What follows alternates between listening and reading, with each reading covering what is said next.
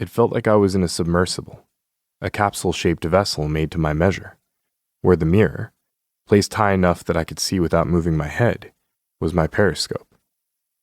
From my pitiful, immobilized position, I was often struck by a sensation that I could see things other people couldn't. The invisible. I shouldn't have written that notice. I shouldn't have put it in the window with that funerary cliché. I encountered many similar signs on my way to the lighthouse.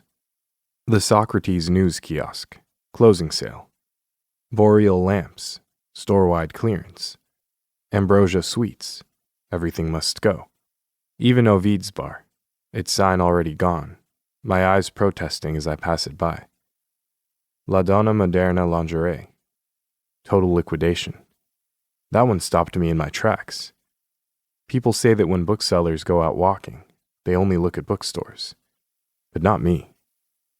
I've always spent more time looking at hardware stores, corner stores, toy stores, and lingerie stores, especially the ones with mannequins. There it is, my Silk Road.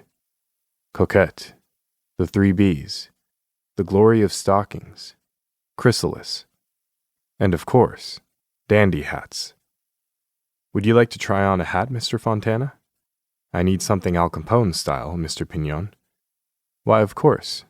We make them just like in Chicago. But today, in front of the window of La Donna Moderna, the mannequins are naked behind the total liquidation sign. A pause for my unease, and to catch my breath. My memory is an extension of that former respiratory apparatus. In these moments, the distance between the old man I am and the boy I was shrinks to almost nothing. I finally find support on the gallows tree, in the park where they hung A. Corunna's hero, the liberal general Porlier. Just the end you'd expect for a city's most beloved citizen, death by hanging.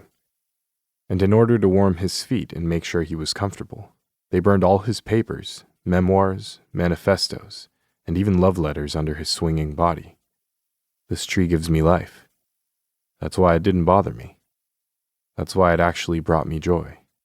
The day I heard that vicious whisper at my back. Look how well the fucker limps. I feel responsible for all these closings, for having written my sign, a rebellion of the eyes, for having stuck my damn paw into the intimacy of words. I should stay open day and night, should hang up ship lights. It's been a long time since I saw young people stealing books, the thrill in their bodies and their gaze.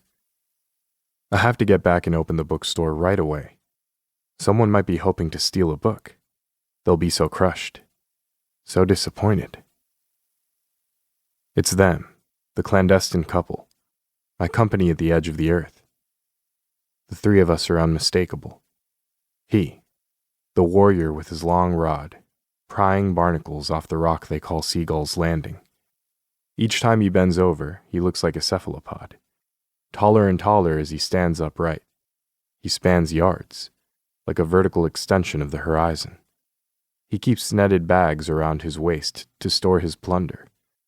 The moment one bag is full, he tosses it to her, to the tiny woman. Normally they're connected by a rope. That's how I'm used to seeing them, an outlandish amphibian with 2 bodies. As for me, the crippled catcher on the horizon line, what am I to them? I know the answer. Someone witnessing something he shouldn't, from a place he shouldn't be.